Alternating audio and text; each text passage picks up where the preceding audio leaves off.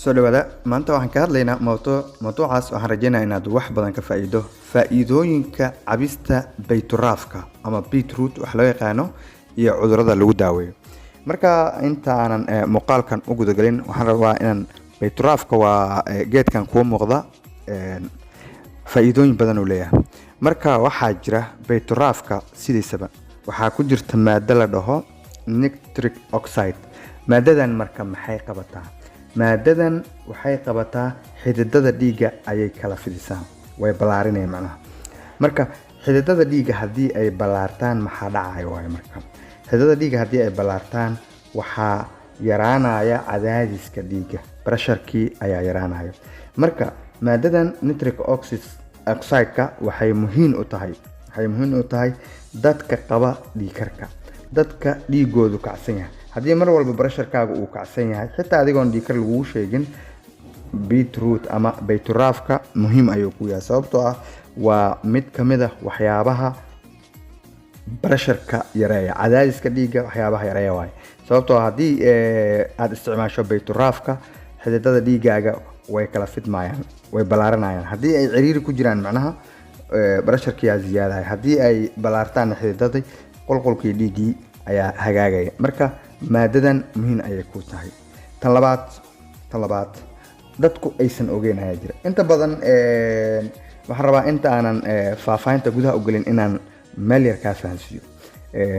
jimicsi markaad samaynayso ama galmo markaad samaynayso ama markaad shaqo qabanayso, shaqo muruq u baahan macnaha, waa inta badan qofku wuxuu isticmaalaa murqaha ayuu isticmaalaa.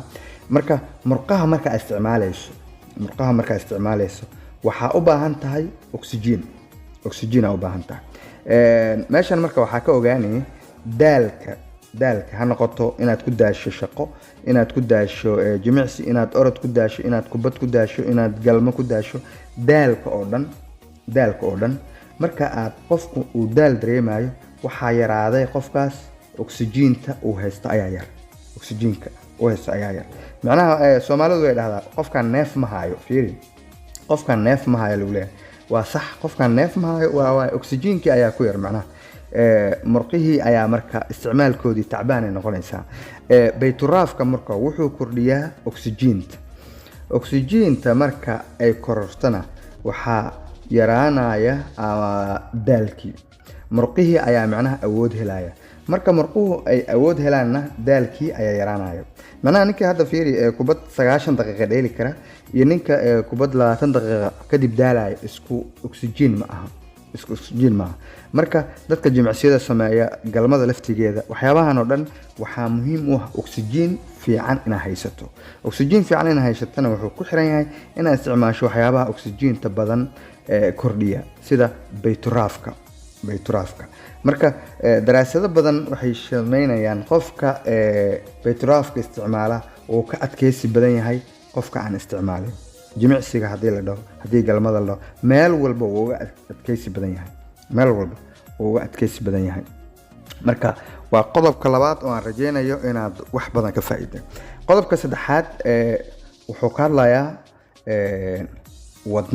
wadnaha iyo cholesterolka. haddii marka sina qodobkii koowaad ayuu xiriir u leeyahay.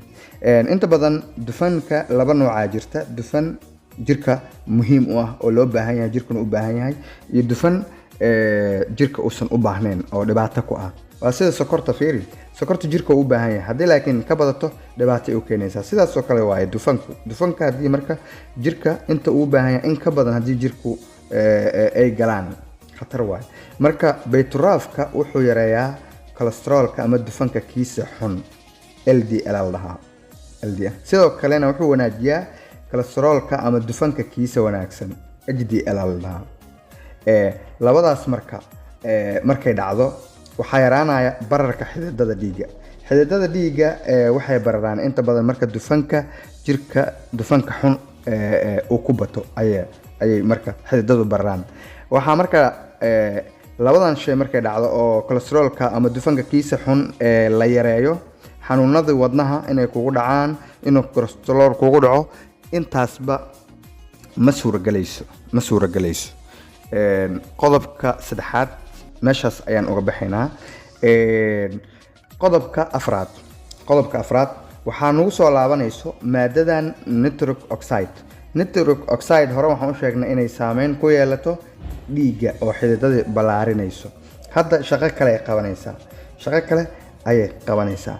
nitric oxide waxaa la yidhaahdaa waa maadada maskaxda ka caawisa in maskaxdu dhiig badan gaaro. fiiri meeshan, in maskaxdu dhiig badan gaaro. haddii maskaxdaadu dhiigga gaaraya uu yar yahay, xusuustaada yaraanayso. haddii maskaxdaada dhiigga gaaraya uu yar yahay, feejignaantaadii ayaa yaraanayso, attentionkaagii ayaa yaraanaya. qof waxaad noqonaysaa adiga dhan absent minded, maqana jooge. waxay dhahaan qalbi aljismu xaadir walqalbu qaa'ib. saasa noqonaya. marka nitric oxide waa maadada mas-uulka ka ah in dhiig badan uu gaaro maskaxda. sidaa darteed marka dhiig badan maskaxda gaarana waxaa imaanaysa in xusuustaadii hagaagto, feejignaantaadii, attentionkaagii, waxaasoo dhan inay hagaagaan. sidoo kale maadada nitric oxide dadka inta badan bayturaafka isticmaala waxaa xusuustooda aaday u badan tahay. ma fahant? waalida inta badan kuma dhacdo sababtoo ah nitric oxide-ka ayaa u badan. dadka inta badan waasha, fiiri, dadka marka inta badan waasha waxaa ku yar maadada nitric oxide ayaa ku yar jirkooda. nitric oxide-ka maadadan ayaa ku yar sababtoo ah dhiig badan ma gaaraya maskaxdii marka waa kaligeeda isduqaynaysa. dadka waayeelada xusuusta badan aan inta badan asaasaqa noqnin, ama aanan ilmahoodii iloobin ama xusuusta aysan ka luminna, maadadan waa ay xaddi ku filan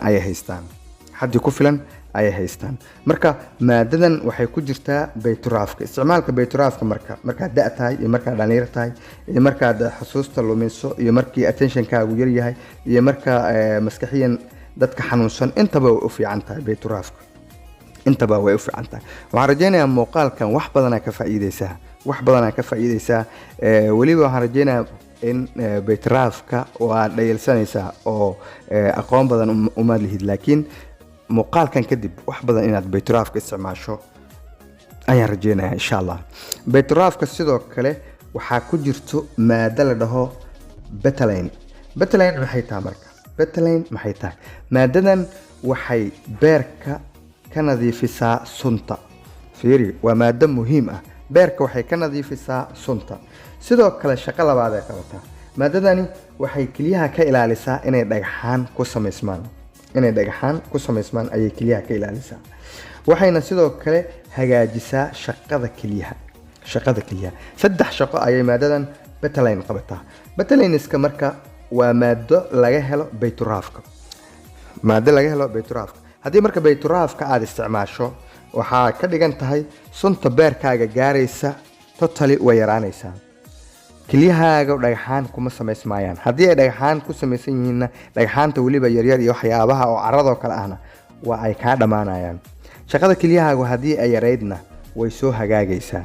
marka bayturaafka dadka kelyaha laga dhaqo, dadka mataqaanaa dhagxaanta kelyaha uga samaysmeen, dadka dufanka beerka lagu sheegay, intaba muhiim ayay u tahay. bayturaafka ma sahlana. isagaaba daawo dabiici ah. bayturaafka sidoo kale waxaa ku jirta maado fiberska waxaa la isku dhahaa waxyaabaha qob kale ee caloosha jilciya. marka fiberskani maadadan fiberska waxyaabaha aad haysato waxaa yaraanaysa in calooshaadu ay fariisato. horta way yaraanaysaa. bakteeriyada caloosha ku dhacdana inay kugu dhacdo way adkaanaysaa. bakteeriyada xiidmaha ku dhacdo inay kugu dhacdo way adkaanaysaa. dadka la xanuunsan IBS wax loo inflammatory bowel disease ama inflammatory bowel syndrome, IBS na walaa, dadka la xanuunsanna waa muhiim ay u tahay maadadan fiber marka iyadana waxay ku jirtaa bayturaafka ayay ku jirtaa. qodobka toddobaad waa vitamin C. adiga waxaa u taqaanaa bis kaniinigan yarka ee ilmaha iyo la siiyo farmashiyaasha. vitamin C waa maado muhiim ah. vitamin C waxay ka hortagtaa gabowga degdega ah. gabowga degdega macnaha waxaad arkaysaa qof 20 jira oo 30 jir u eg qof 30 jira oo 40 jir u eg macnaha vitamin C waxay maqaarka ka ilaalisaa duuduubka haddii aad aragto marka qof muuqaal ahaan da'diisa ka yar qofkan tusaale wuxuu jiraa 40 30 u egyahay 35 jira wuxuu egyahay qof 28 25 jira qofkaas vitamin C ku filan ayuu jirkiisa haystaa marka duuduubka maqaarka way ka ilaalinaysaa sidoo kale maqaarkaaga iyo jirkaaga waxay ka dhigaysaa mid caafimaad qaba dhaldhalaalaya marka vitamin C waxaa laga helaa bayturaafka meelaha ugu badan ee vitamin C laga helo waxaa kamid ah bayturaafka dadka marka inta badan isticmaala bayturaafka gabow maqaar inta badan ma yeeshaan